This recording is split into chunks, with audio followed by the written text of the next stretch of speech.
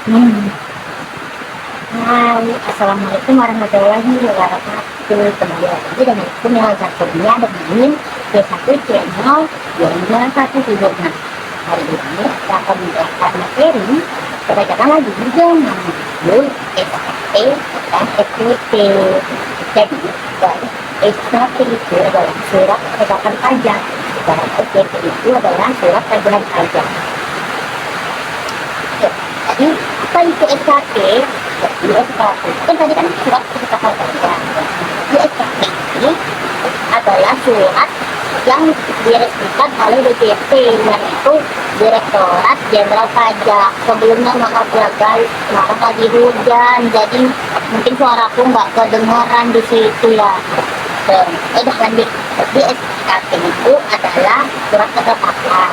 Nah, jadi SKP itu mencakup beberapa surat, yaitu ada SKPKB, yaitu surat ketetapan pajak kurang bayar.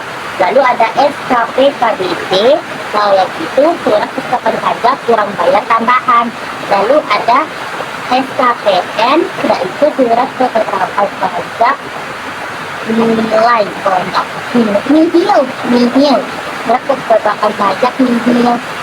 Lalu untuk yang SKPLD itu surat ketetapan pajak lebih bayar. Aku akan menjelaskan satu-satu mengenai cakupan dari SKP tadi. Yang pertama ada SKPKB. SKPKB tadi itu kan adalah surat ketetapan pajak kurang bayar. Nah, itu adalah surat yang menentukan besarnya jumlah pokok pajak, jumlah terbit pajak, jumlah kekurangan pembayaran pokok pajak, besarnya sanksi administrasi, dan jumlah pajak yang masih harus dibayar. Lalu ada penerbitan SKPKB tersebut. Yang pertama, diterbitkan jika dari hasil pemeriksaan ditemukan pajak terutang tidak atau kurang dibayar. Yang kedua, SPC, surat pemberitahuan tidak disampaikan sampai batas waktu meskipun sudah ditegur secara tertulis.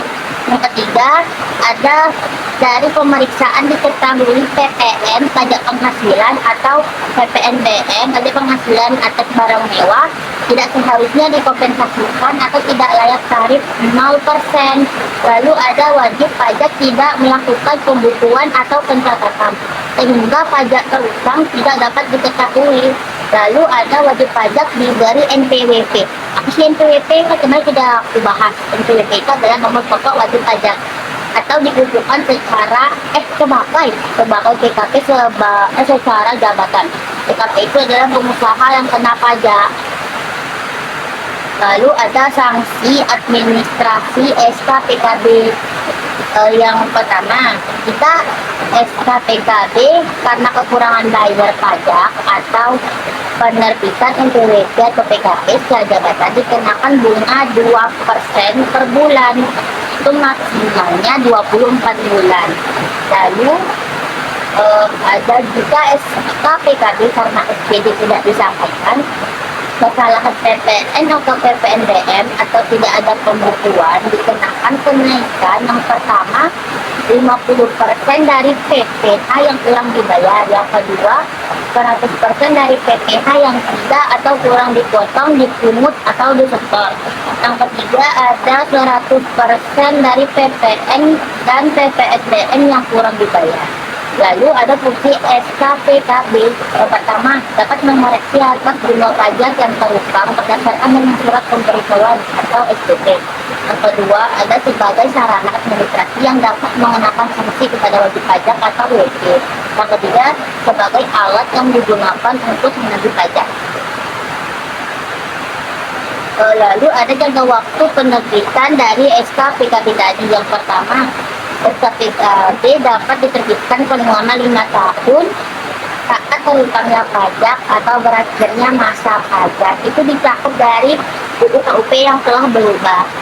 Lalu ada jika lebih dari 5 tahun, SKPKB masih bisa diterbitkan apabila wajib pajak terbukti melakukan tindak pidana perpajakan dengan sanksi bunga 48% dari pajak yang kurang dibayar.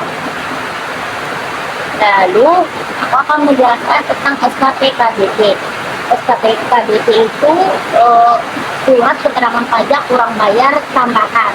Nah, surat ini adalah surat ketetapan pajak yang menentukan tambahan atas jumlah pajak yang telah ditetapkan. Lalu ada penerbitannya, penerbitan SKP KBP. Diterbitkan apabila ditemukan data baru yang mengakibatkan penambahan jumlah pajak yang berutang setelah dilakukan tindakan pemeriksaan dalam rangka penerbitan surat ketetapan pajak kurang bayar tambahan. Lalu ada fungsinya. Fungsi yang pertama, dapat mengoreksi atas jumlah pajak yang berutang berdasarkan dengan surat pemberitahuan atau SPT. Yang kedua, sebagai sarana administrasi yang dapat mengenakan sanksi kepada wajib pajak. Yang ketiga, sebagai alat yang digunakan untuk menagih pajak. Lalu ada sanksi administrasi bagi si SKP KBP itu. Yang pertama, kekurangan pajak dalam SKP KBP dikenakan sanksi kenaikan 100% dari jumlah kekurangan pajak.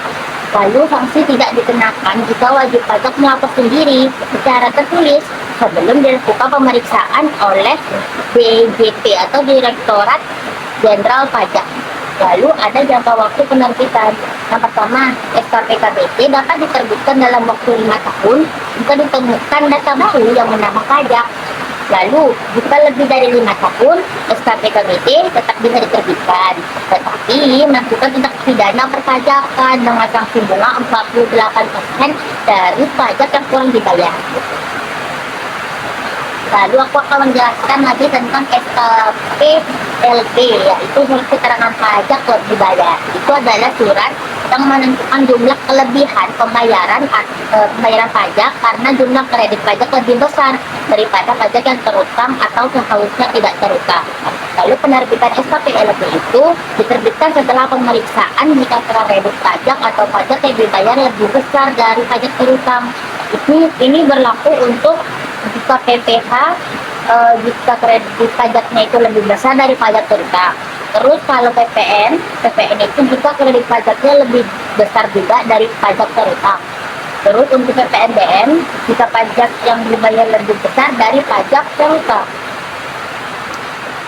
Terus fungsi dari SKPLB tadi, SKPLB tadi, fungsinya itu sebagai alat untuk sarana mengembalikan kelebihan si pembayaran pajak tadi. Kan karena tadi kelebihan pajak, berarti itu kita tidak mendapatkan sanksi, tapi kita malah justru mendapatkan imbalan bunga. Karena kita tuh memberikan hak berupa imbalan pajak kita, tapi kelebihan, jadi seolah-olah itu tuh terhitung sebagai tarif. Ya, gitu. Nah, jadi DJP itu menghitung, itu ditetapkan sebagai tarif bunga per bulannya. Itu maksimal bulannya 24. Lalu jangka waktu penerbitannya, yang pertama SKPLB diterbitkan paling lama 12 bulan sejak permohonan restitusi diterima lengkap. Yang kedua, jika melewati batas waktu, wajib pajak berhak mendapat imbalan bunga dari Direktorat Jenderal Pajak. Lalu ada SKPN. SKPN ini surat ketetapan pajak nihil. Surat ini menentukan jumlah pokok pajak sama besarnya dengan jumlah kredit pajak atau pajak tidak terutang dan tidak ada kredit pajak. Lalu ada penerbitan SKPN, diterbitkan apabila setelah dilakukan pemeriksaan jumlah kredit pajak atau jumlah pajak yang dibayar sama dengan jumlah pajak yang terutang atau pajak tidak terutang dan tidak ada kredit pajak atau tidak ada pembayaran pajak. Lalu ada STP. STP ini surat tagihan pajak. Nah, surat tagihan pajak ini adalah surat untuk melakukan tagihan pajak atau sanksi administrasi berupa bunga atau denda. Lalu penerbitannya itu jika PPh tidak atau kurang dibayar. Lalu jika ada kesalahan tulis yang menyebabkan kekurangan pajak, terus wajib pajak dikenai denda. Lalu PKP tidak membuat terlambat membuat atau tidak lengkap membuat faktur pajak, dan faktur pajak dilaporkan tidak sesuai masa penerbitannya. Dari fungsi SPP tadi, yang pertama, sebagai koreksi atas jumlah pajak yang terutang menurut SPP wajib pajak. Yang kedua, sebagai sarana mengenakan sanksi administratif berupa bunga atau denda. Yang ketiga, sebagai alat untuk menagih pajak. Udah, terus ada sanksi administrasinya. Yang pertama, kekurangan pajak dikenai 2% per bulan, maksimalnya kan 24 bulan, yaitu 2 tahun, sampai diterbitkannya SPP. Yang kedua, PKP yang melanggar waktu pajak dikenai denda 2% dari dasar pengenaan pajak atau DPP. Lalu PKP yang harus mengembalikan kelebihan pajak dikenai bunga 2% per bulan dari pajak yang bisa dikembali. Hukum ketetapan dalam SPP ini mempunyai kekuatan yang sama dengan surat ketetapan pajak, sehingga dalam hal penagihannya dapat juga dilakukan dengan surat paksa. Terima kasih atas materi yang telah aku sampaikan dan kalian yang sudah menonton. Terima kasih banyak. Assalamualaikum warahmatullahi wabarakatuh.